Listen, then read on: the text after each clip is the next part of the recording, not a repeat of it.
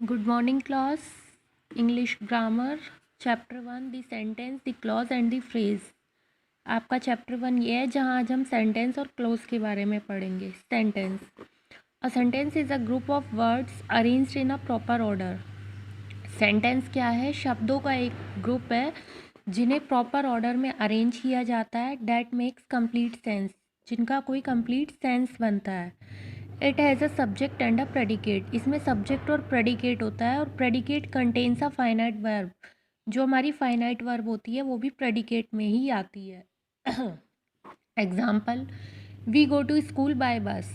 तो वी क्या है हमारा सब्जेक्ट, गो क्या है फाइनाइट वर्ब, और गो टू स्कूल बाय बस ये क्या है हमारा प्रेडिकेट. जैसे सेकंड, और आई रीड नोवेल. आई क्या है हमारा सब्जेक्ट, रीड क्या है फाइनाइट वर्ब, और रीड नोवेल क्या है प्रेडिकेट. इसके बाद close. A close is a group of words that make sense. Close क्या है? शब्दों का ग्रुप है जो भी सेंस बनाता है बट मे और may not make complete sense. लेकिन ये ज़रूरी नहीं है कि ये कंप्लीट सेंस बनाए, बना भी सकता है और नहीं भी. A clause has a subject and a predicate. Clause में भी सब्जेक्ट और प्रेडिकेट हो सकता है. It has a finite verb भी.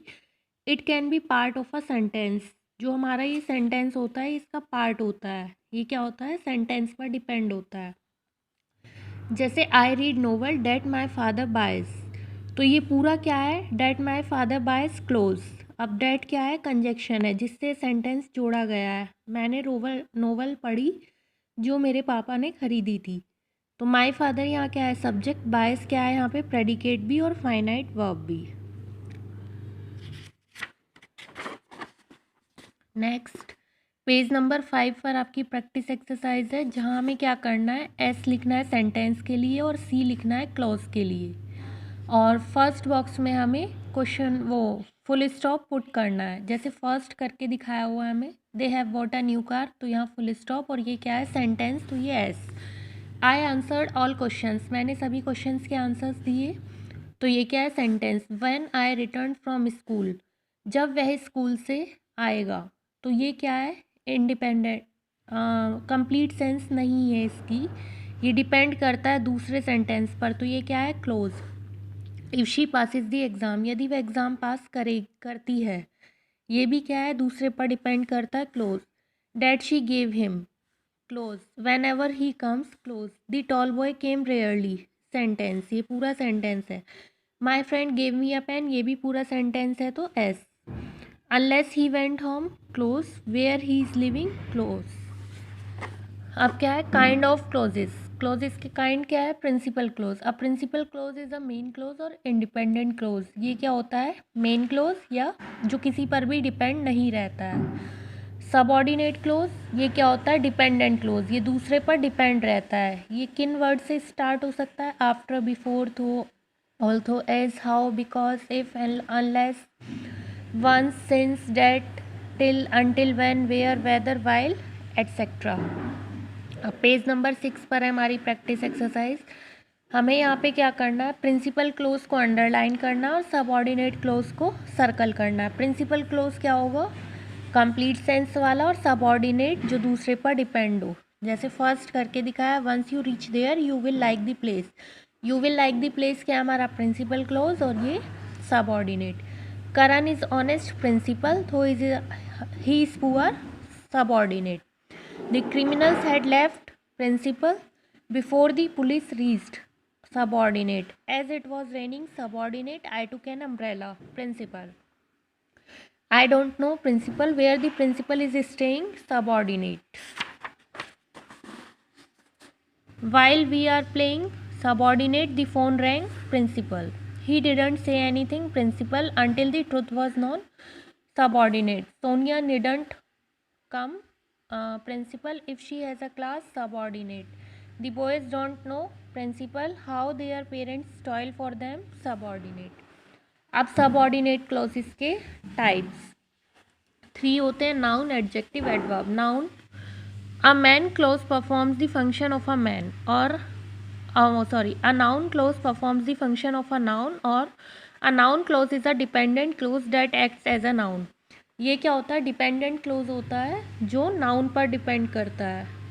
जो डिपेंडेंट क्लोज होता है जो नाउन की तरह काम करता है, acts as a noun, noun के बेस पर काम करता है। ये किन वर्ड से स्टार्ट हो सकता है? How, that, what, whatever, when, where, whether, whichever, whoever, whom, whomever and why. I read novel that my father's buy. I read novel that my father buys. तो यहाँ पे क्या है? Date my father boys, ये क्या है? हमारा noun close, ये नाउन पर डिपेंड है। इसके बाद adjective close. An adjective close is a dependent clause that contains a subject and a verb. Adjective close क्या होता है? डिपेंडेंट क्लोज होता है जहाँ जिसमें सब्जेक्ट और वर्ब कंटेन्स होता है। जैसे ही is a man whom we all respect, ये क्या है? Adjective clause. हुम इसे जोड़ रहा है, वी क्या है? हमारा सब्जेक्ट, रेस्पेक्ट क्या है? हमारा वर्ब।